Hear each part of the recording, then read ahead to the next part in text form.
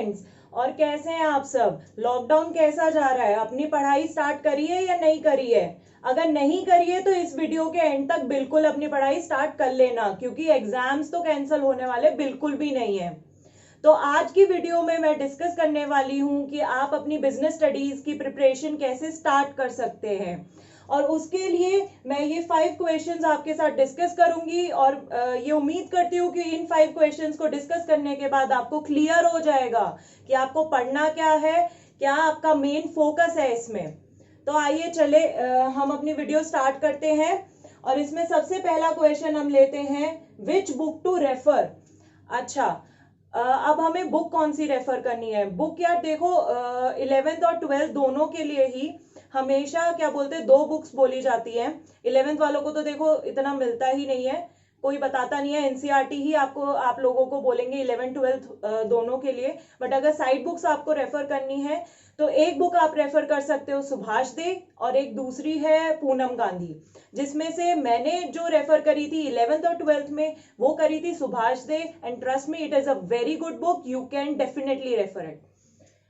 तो बुक्स में तो बात हो गई हमारी सुभाष दे की। और हाँ, बट ये नहीं है कि अगर आप साइड बुक्स रेफर कर रहे हैं तो एनसीईआरटी को आप बिल्कुल इग्नोर कर देंगे।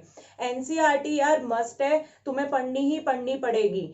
सुभाष दे आप पूरा देख सकते हो, उसमें आपको काफी क्लैरिटी हो जाएगी, जो मेन टॉपिक्स होंगे सब कुछ होगा। एक्सप्लेनेशन थोड़ी इजी लैंग्वेज में है, ताकि एनसीईआरटी को आपको पढ़ने में हेल्प हो जाए। बट पूनम गांधी का अगर मैं इसमें बताऊं, पूनम गांधी में आपको इतने ज्यादा बोल्ड पॉइंट्स और एक्सप्लेनेशन अच्छे से नहीं मिलेगी। मतलब या तो ज्यादा कंटेंट मिल सकता है which is not relevant from examination point of view. तो इसमें से आप देख सकते हैं, सुभाष दे रेफर कर लीजिए और साथ में एनसीईआरटी अपनी इस बेसिस पे मतलब आप पढ़ते रहो। तो बुक्स में तो हो गई चलो सुभाष दे एंड पूनम गांधी। उसके बाद हमारा आ गया है हाउ टू स्टडी। यार ये सबसे ज्यादा मतलब इंपॉर्टेंट क्वेश्चन है कि हम पढ़े कैसे। पढ़े कैसे, अब इसमें आता है कि जब तुम बुक खोलते हो इतना सारा कंटेंट होता है, स्पेशली बिजनेस स्टडीज में, कि बच्चा क्या करता है, बुक उठाता है, बंद करके उसे रख देगा। पर ये चीज, इस चीज को, क्योंकि उसमें क्या होता है कि बच्चे को समझ नहीं आता है कि वो बुक में से पढ़े ही क्या। अब इसमें हमें क्या करना है, जब भी कोई चैप्टर तुम लोग खोल रहे हो तो उसमें सबसे पहले क्या करना है, उसमें जितनी भी डेफिनेशंस है, डेफिनेशंस को मार्क करो, उन्हें एज इट इज तुम्हें लर्न करना होगा। सीबीएसई का पेपर है, CBSE as it is definitions मांगता है जो एनसीईआरटी में है, और वही सेम डेफिनेशंस आपको सुभाष दे में भी मिल जाएंगी। तो डेफिनेशंस अच्छे से याद करनी है। अगर पॉइंट्स हैं, फीचर्स हैं, कैरेक्टरिस्टिक्स हैं, एडवांटेजेस हैं, कोई भी ऐसी चीजें हैं, वहां पे बोल्ड पॉइंट्स में तुम्हें गिवन होंगी। बोल्ड पॉइंट्स या उसमें तुम्हें एनसीईआरटी के ही लर्न करने पड़ेंगे, किसी भी रेफरेंस बुक के बोल्ड पॉइंट्स याद मत करना, क्योंकि एनसीईआरटी वालों को ही वैलिड माना जाता है। तो इसमें बोल्ड पॉइंट्स लर्न करना है। बोल्ड पॉइंट्स में भी अब बहुत सारे मतलब उसके दे रखे होंगे, कैरेक्टरिस्टिक्स 6 to 7 8 9 10 बहुत सारे होंगे। बट वो मैं आपको चैप्टर वाइज बताती जाऊंगी कि कौन से चैप्टर के इसमें कितने आपको पॉइंट्स लर्न करने हैं और किस तरीके से लर्न करने हैं। ये सबसे बहुत ज्यादा इंपॉर्टेंट चीज ये भी हो जाती है कि भाई लर्न कैसे करें। बिजनेस स्टडीज में लर्निंग का बहुत इंपॉर्टेंट रोल है। लर्निंग के साथ साथ आपके कॉन्सेप्ट्स भी बहुत ज्यादा क्लियर होने चाहिए। अब लर्निंग में क्या हो गया, लर्निंग में ये हो जाता है कि बच्चा लर्न करने बैठता है, अब इसे लर्न कैसे करे, ये तो बहुत सारे बस ऐसे पॉइंट्स दिए हुए हैं। यार लर्न करने के लिए ना तुम लोग स्टोरीज बना सकते हो, इतने सारे अलग अलग वेज हैं। हमेशा ये नहीं होता है कि तुम LKMN इसी से तुम अपना बना सको, और भी बहुत तरीके हैं जो आई थिंक ज्यादा बेटर मतलब आपके लिए साबित हो सकते हैं। मैं खुद अपनी ऐसी स्टडी करती हूँ, 11th 12th ग्रेजुएशन तीनों में मैंने ये चीज अप्लाई करी है। स्टोरीज प्लस आसपास जितनी भी सराउंडिंग में चीजें तुम्हारी चल रही हैं, अगर उनको देखते हुए तुम लर्न करते हो अपने बोल्ड पॉइंट्स या कॉन्सेप्ट्स को, तुम्हें ज्यादा याद रहते हैं एग्जाम में। तो हमारा फर्स्ट हो गया हाउ टू स्टडी। उसके बाद है व्हाट टू स्टडी। अच्छा, व्हाट टू स्टडी में मतलब हमने पूरा ये डिस्कस कर लिया कि क्या क्या हमें पढ़ना था, ठीक है। अब क्या इसमें भी हमारा ये हो जाता है कि हमें जो नोट्स है, ठीक है, नोट्स हमारे जो क्लास नोट्स बनेंगे।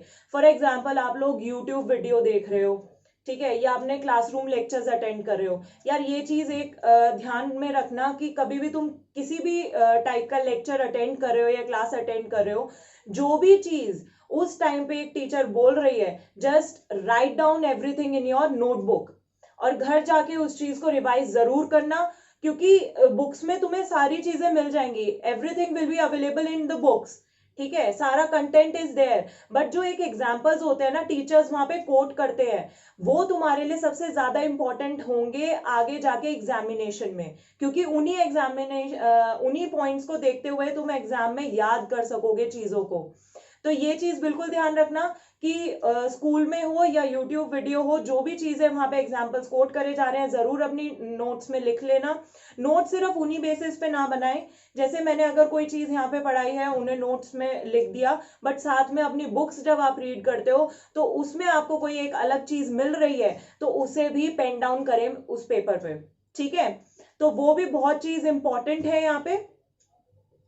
नेक्स्ट, इसमें what type of questions you can expect in your paper. अच्छा यार, पेपर में अब तुम किस तरीके के क्वेश्चंस एक्सपेक्ट कर सकते हो। बिजनेस स्टडीज के लिए पहले क्या होता था 11th में, मतलब तुम्हें डायरेक्ट क्वेश्चंस आते थे, मतलब ये पूछ लिया कि एडवांटेजेस बता दो, इसके लिमिटेशंस बता दो, बहुत ही डायरेक्ट क्वेश्चंस होते थे, बच्चे इजीली अटेम्प्ट कर लेते थे। बट अभी 1-2 साल से क्या हुआ है, 12th क्लास में हमारा जैसे केस स्टडीज आते थे, वही सेम पैटर्न 11th को भी ले आए हैं क्वेश्चन पेपर्स में। 11th और 12th का बिजनेस स्टडीज का पेपर आप सेम पैटर्न पे मान सकते हो कि केस स्टडीज दी जाएंगी, जस्ट 2 to 3 क्वेश्चंस आपको डायरेक्ट क्वेश्चंस होंगे 11-12 दोनों में, और यही चीज ध्यान में रखते हुए तुम्हें अब पढ़ना है कि तुम्हारे कॉन्सेप्ट्स इतने क्लियर होने चाहिए कि तुम वहां पे जज कर सको चीजों को। केस स्टडीज तुम्हें किस तरीके की दी जाएंगी, बहुत सारा एक लंबा चौड़ा तुम्हें बना के दे दिया जाएगा, कोई एक कंपनी है, उसने अपने मैनेजर के साथ ये कर दिया, डायरेक्टर है, या कोई भी, बहुत सारे वहां पे केस स्टडी तुम्हें पूरी बना के दे देंगे। आफ्टर दैट तुमसे क्वेश्चन पूछेंगे, चलो भाई बताओ इसमें था क्या, ठीक है, जैसे फॉर एग्जाम्पल तुम्हें बोल देंगे स्टेट द फंक्शन, ठीक है, स्टेट वर्ड का मतलब याद रखना, स्टेट मतलब you just have to give the answer in 1 line, एक लाइन में देना है आंसर, उससे ज्यादा की कोई जरूरत नहीं है, इतना टाइम भी नहीं होता है पेपर में कि उसमें हम और भी चीजें अटेम्प्ट कर सके, तो एक लाइन में आंसर देना है। नेम बोला है तो नेम में जस्ट तुम्हें एक सिंगल नेम वहां पे मेंशन करना है। मीनिंग बोला है, मीनिंग में तुम्हें 2 to 3 लाइंस कम से कम उसके बारे में लिखनी पड़ेंगी। डिफाइन बोला है, वही एनसीईआरटी की डेफिनेशन उठा के लिख दो, ठीक है, तो ये हमारा हो गया, उसके फर्स्ट क्वेश्चन इस तरीके का हो सकता है।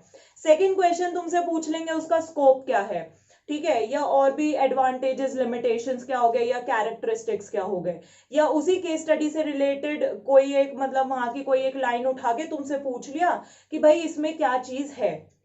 तो इस तरीके के तुम क्वेश्चन मतलब एक्सपेक्ट कर सकते हो। यार देखो, बिजनेस स्टडीज का पेपर अब ऐसा है कि इजी टू अटेम्प्ट नहीं बोलूंगी मैं, क्योंकि तुम्हें वहां पे जजमेंट करना ही करना पड़ेगा, और जजमेंट में बहुत ज्यादा बच्चे हमेशा गलती करते हैं, और एक तुमने गलत जजमेंट, एक क्वेश्चन, फर्स्ट क्वेश्चन तुमने गलत जज कर लिया, तो उसके सब्सिक्वेंट क्वेश्चंस तुम्हारे क्या बोलते हैं, ऑटोमेटिकली ही रॉन्ग हो जाएंगे। तो इसीलिए जजमेंट यहाँ पे बहुत ज्यादा इंपॉर्टेंट है, और इसीलिए अच्छे से कॉन्सेप्ट क्लियर रखना अपने। उसके बाद पॉइंट्स की बारी आती है। यार पॉइंट्स अब इसमें जैसे 5 से 6 पॉइंट्स हो गए, 5 से 6 पॉइंट्स में भी हम कैसे कर सकते हैं कि उसमें जैसे मतलब 2 से 3 लाइन की एक्सप्लेनेशन लिख दो, मतलब इस तरीके से आप प्रिपेयर कर सकते हो अपने नोट्स भी, कि फाइनल पेपर में तो यार जाके हमें 2 से 3 लाइनें उसकी ऐसे लिखनी है, तो अभी से हम क्यों ना स्टार्ट करें। इसीलिए मैंने ये वीडियो बिगिनिंग में बनाया है, क्योंकि कम से कम तुम्हें क्लियर होना चाहिए तुम्हें पढ़ना किस तरीके से है, क्या चीज पढ़नी है, क्योंकि हमारा थ्रू आउट द सेशन ये होता है कि बच्चे पढ़ते रहते हैं बुक्स को, कि हमने ये पढ़ लिया, बट उसमें पता नहीं है कि मेन चीज है क्या। तो हर एक लेक्चर में आई विल ट्राई माई बेस्ट कि जितने भी इंपॉर्टेंट पॉइंट्स हो, लाइंस हो, सारी वहां पे मेंशन कर सकूं मैं, और जितना भी मतलब कॉन्सेप्ट अच्छे से मैं आपका क्लियर कर सकूं।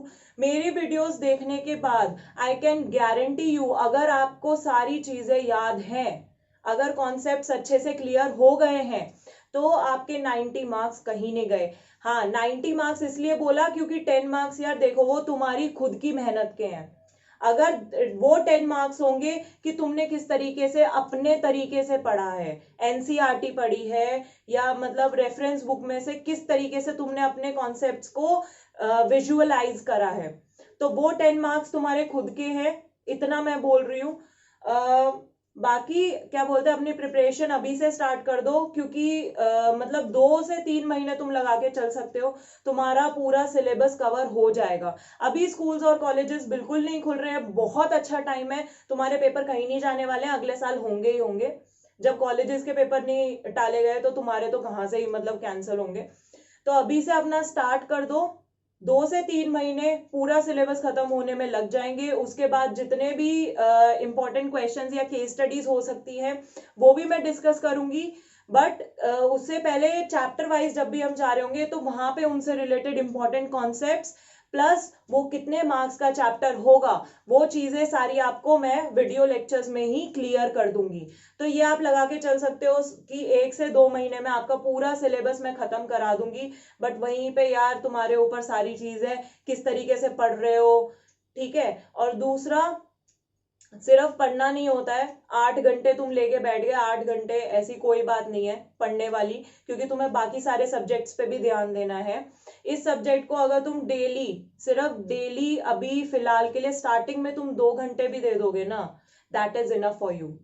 बाद में तुम रिड्यूस कर सकते हो, स्टार्टिंग में जब कोई पढ़ा रहा होता है तब थोड़ा सा ज्यादा टाइम देने वाली बात होती है, बट एक बारी जब तुमने कॉन्सेप्ट को पढ़ रखा है तो उसके बाद बहुत इजी हो जाता है कि तुम उसे दोबारा रिवाइज कर सको। तो उसके बाद तुम अपना अकॉर्डिंगली मतलब अपना टाइम रिड्यूस कर सकते हो। On the same page business studies के वीडियोस के साथ साथ मैं इकोनॉमिक्स की वीडियोस भी लेकर आ रही हूँ, 11th and 12th class both. और इसमें अकाउंटेंसी का I will try, but accountancy का आई थिंक मैं 11th क्लास तक की ही वीडियोस अभी दे पाऊँ, 12th क्लास का I will try, but business and economics की videos will be available on my channel.